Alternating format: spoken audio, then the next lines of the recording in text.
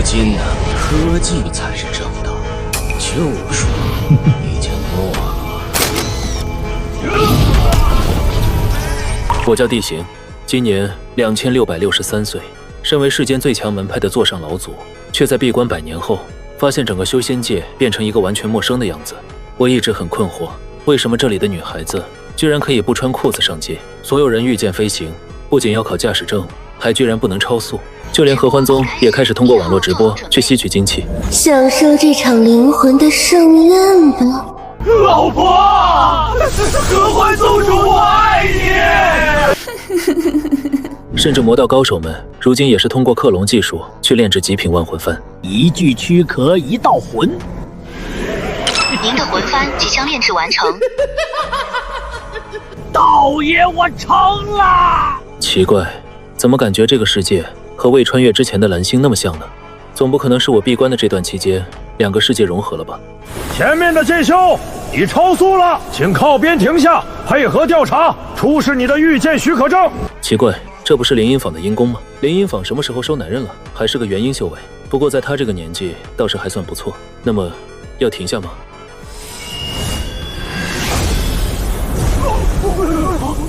我靠，这谁呀？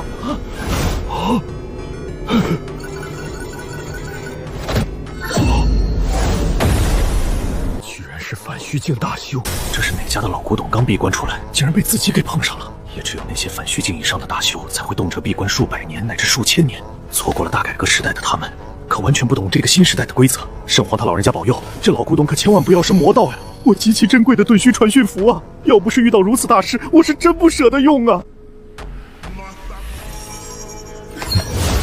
接下来，得先安抚一下这里的诸级级小休息室们，然后再安排他们撤离。万一刚才那位是反虚境魔道大雄，那可不是开玩笑的。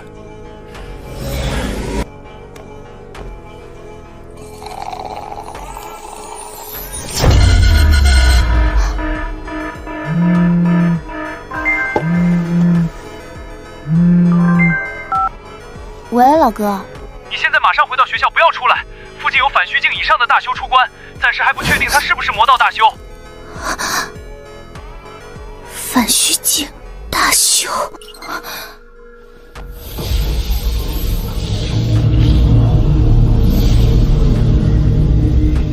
护城大阵开启了。3年前，反虚境魔道大修仓颉子出关入室，仅用1道魔阵，就直接屠了隔壁横剑市1半人口，祭剑炼法。虽然最后被赶来的正道大修击杀，但死了的人那是真死了。为保证各位市民的生命安全，请立刻前往旧奇迹学校或仙宗驻地，不要离开护城大阵范围。古修应对部门已出动反虚境修士萧宁真人以及12位化神修士、72位元婴修士。又来了，又来了！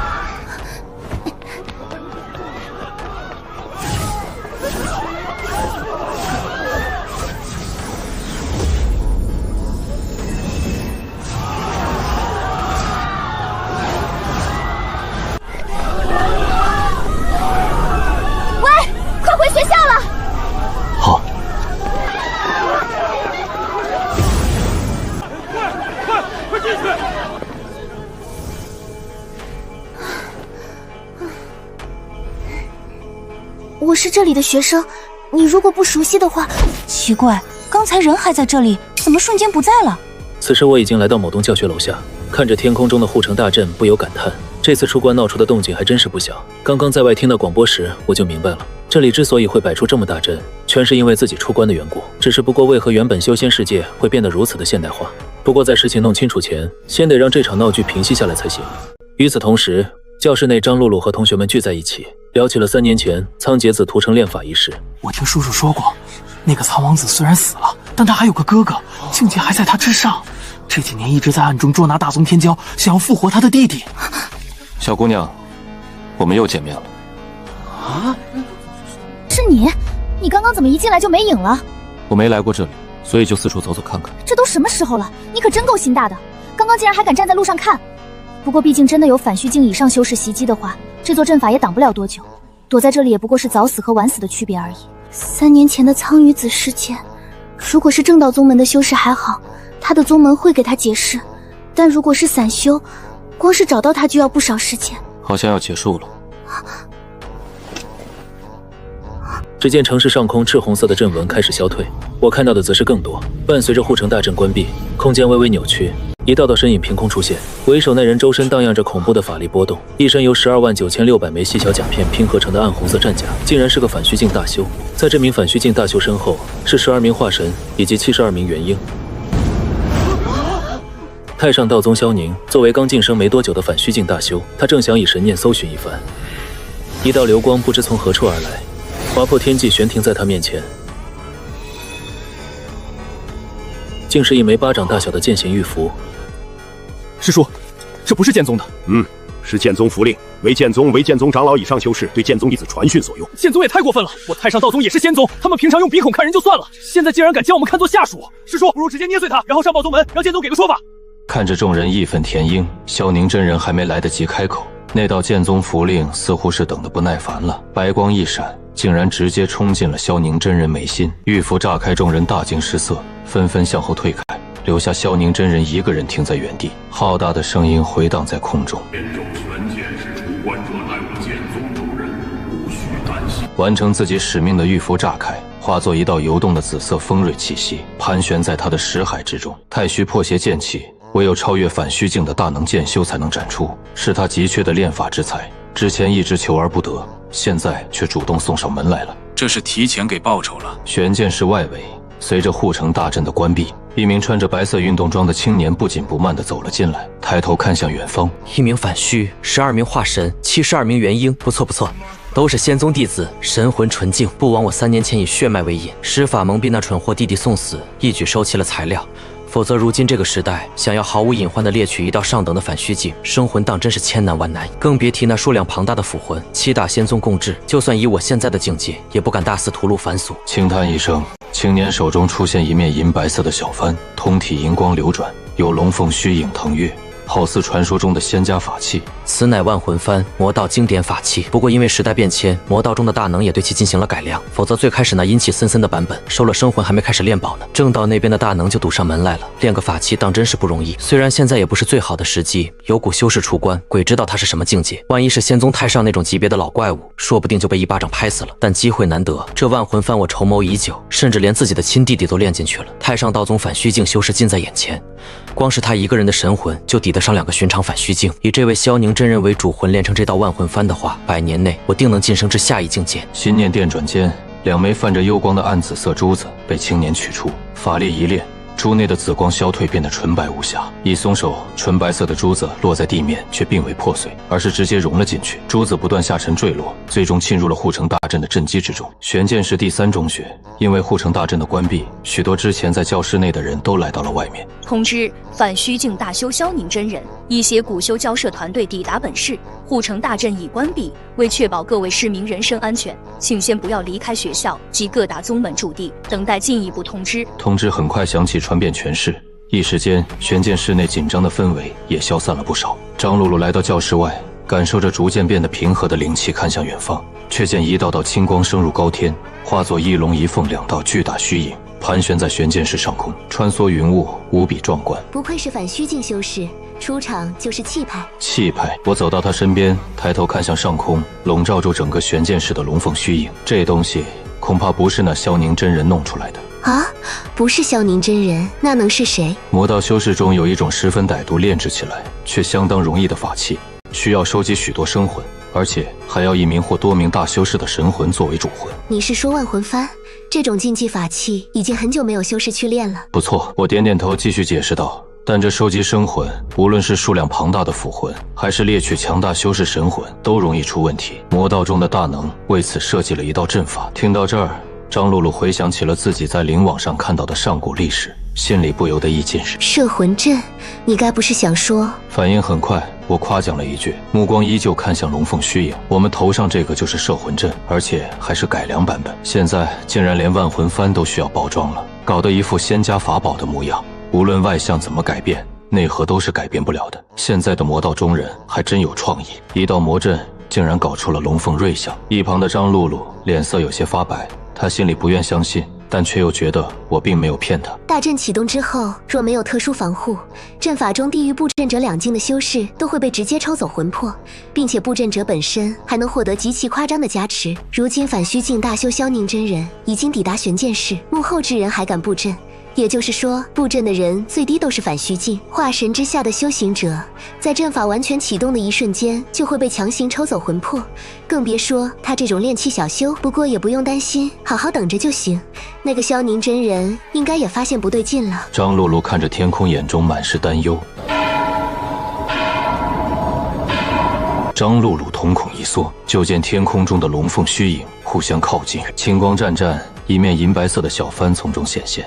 玄剑室内，无论修为高低都被其吸引。小帆通体银光流转，青光所照，无数威严神灵显化，端坐云巅，俯瞰整座城市。每个与神灵对视的修士，都只觉那神灵眼中神光乃大道之力，自神魂深处感到大逍遥、大自在。因为没有防备，仅是一瞬，玄剑室内70%的修士便沉迷其中，魂魄即将脱离躯壳。张露露低垂着头，只觉得耳边梵音阵阵，但她还是以自身意志死死压抑那股抬头的冲动。我盯着她看了几秒，点点头。即使有自己的帮助，但她能坚持这么久，这个和自己颇有缘分的小姑娘，心性还是不错的。随后我抬头望向一旁，那是市政大楼的位置。那个反虚境的萧宁真人，莫非还没察觉这一届的仙宗弟子都这么差劲了吗？市长办公室内，萧宁真人站在窗边，神情凝重。早在天空中出现异象，他就觉得不对了。那面小帆出来后，他更是确定，万魂幡现在竟然还有人敢练这种泯灭人性的法器。这时，一名化神期的太上道宗修士上前一步：“师叔，我已经将玄剑室内的情况上报给了宗门，但有魔道大能封锁了附近，支援抵达还要3分钟。”既然都被封锁了，你是怎么通知宗门的？萧宁真人回过头，就见刚刚说话的师侄忽然倒地，变成了一颗拇指大小的豆子。撒豆成兵，果然不是本体。剩下的修士中，有的变成了纸人，有的变成了傀儡，更有的直接消散到最后，仅仅剩下3名化神。一旁的市长一脸懵逼，不知道这群太上道宗的修士在搞什么名堂。萧宁真人眼角抽搐了一下，完蛋，这回丢脸丢大发了。事已至此，他也只能先解决眼下的事情。护城大阵已经被逆转成了摄魂阵，我会去拖住炼气之人，等待宗门支援。说罢，不给市长询问的机会，整个人化作遁光冲了出去，直奔天空中的万魂幡。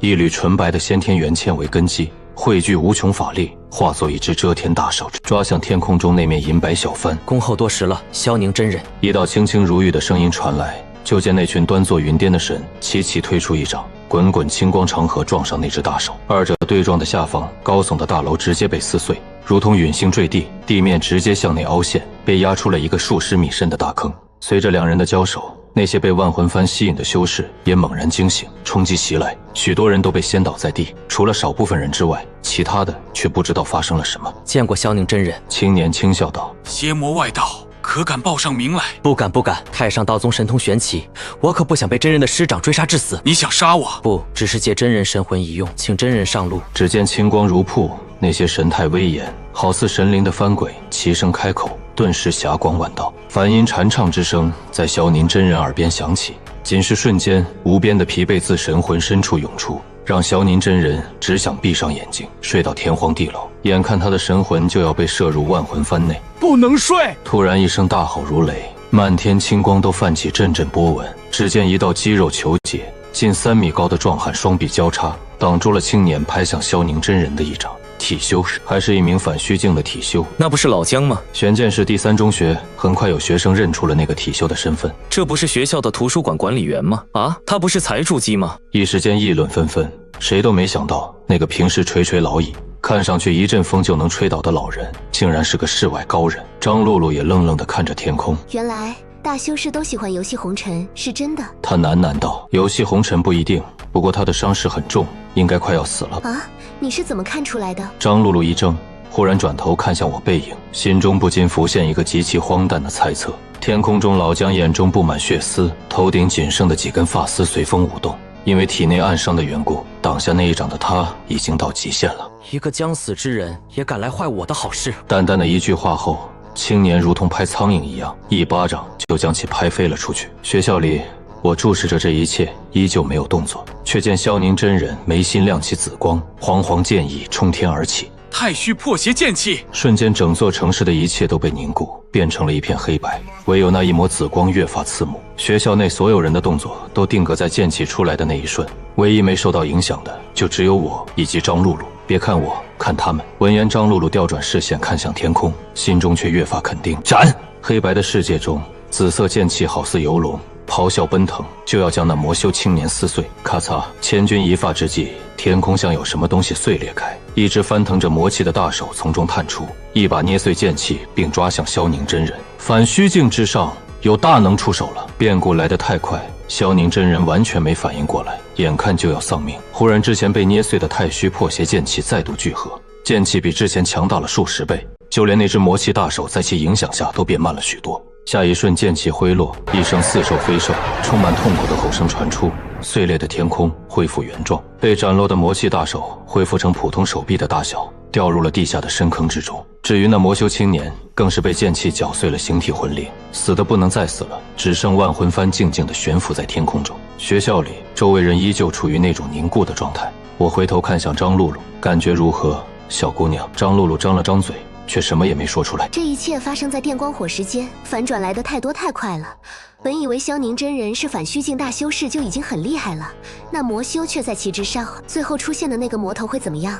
应该会死吧。其他仙宗还好说，但得罪太上道宗还被砍下了一条手臂，那魔道大能活下来的希望相当渺茫。那道剑气，太虚破邪剑气，出自修行太虚剑典的剑修之手。太虚剑典，张露露在灵网上看到过，剑宗无上法门。所以你就是……张露露的声音有些发颤，和你想的一样。我虽然没说出过自己的身份，但也并没有刻意隐瞒自己身份的想法。而随着紫色剑气消散，天地间已经开始逐渐恢复色彩，这是个很好的时代，我很喜欢。所以接下来我会留在这座城市一段时间。看向张露露，我微微一笑，有缘再见的话，我会送你一份还算不错的小礼物。话音落下，我身形消失不见。天空中，萧宁真人松了口气。本以为只是一个简单的任务，没想到自己差点就栽在这儿了。伸手一招，下面深坑中的魔修断臂以及那未炼制完成的万魂幡都被他收了起来。妈德，这该死的老怪物竟然以大欺小，真当道爷身后没人！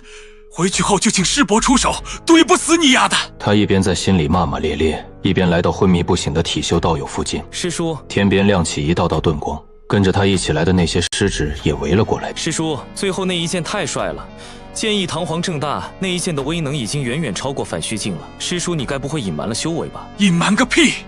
你们还好意思说，跟着来的12名化神，竟然有9个都是化身。想起这件事，他心里就堵得慌。但更让他感到心痛的，还是那道太虚破邪剑气。近些年，与他这一脉关系不错的大能剑修离开了中央大陆，想找一道炼法用的剑气，简直千难万难。偏偏他这一脉的传承中，许多大神通都需要剑修剑气作为炼法材料。你们背上这位道友，先送他去医院。这次多亏。话说一半，萧宁真人忽然怔住，一道精纯至极、强度与之前一般无二的紫色剑气，十分突兀地出现在他的识海之中。太虚破邪剑气又回来了，而且自己竟然一点都没察觉。如此手段，难道真是剑宗4大长老，甚至太上级别的老怪物？一瞬间，他想通了许多事情，难怪被捏碎的剑气会变得更强。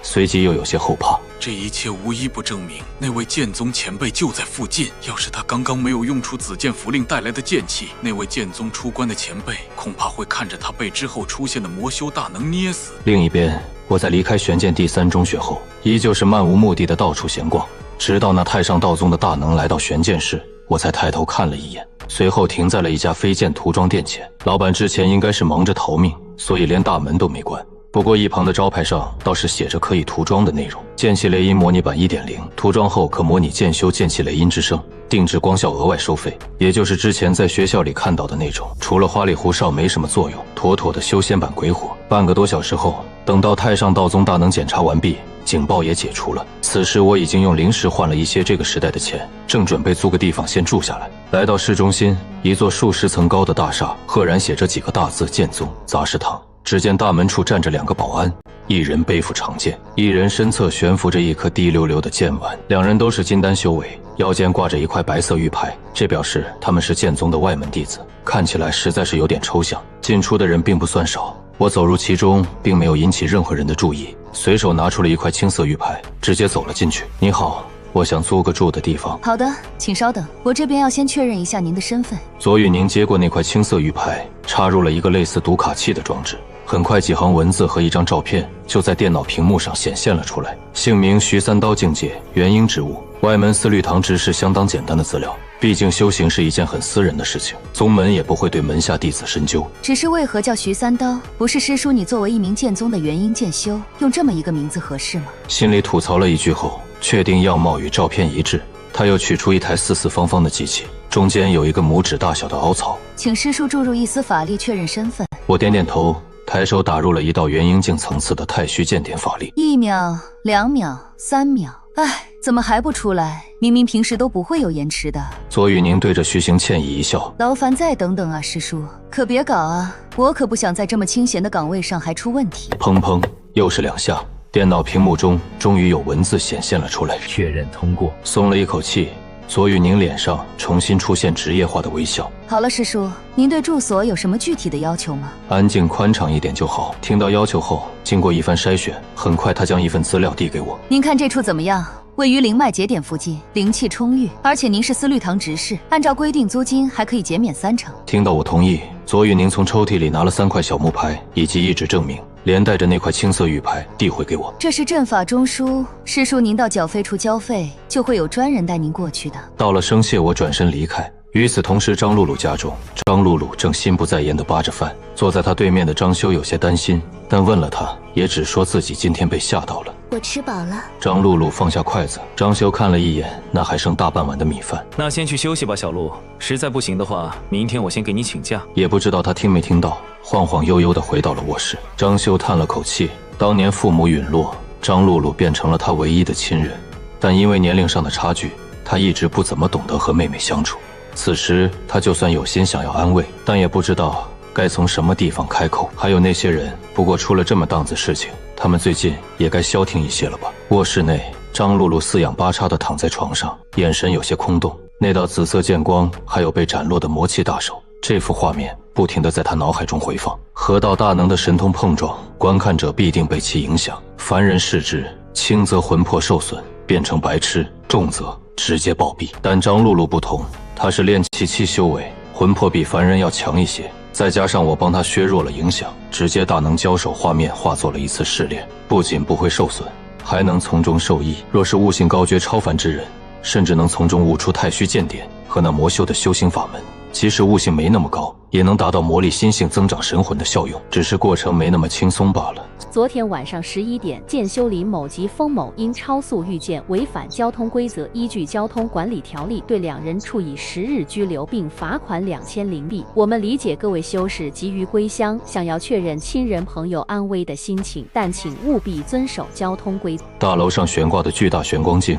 正在播报新闻，一听就是剑宗的剑修。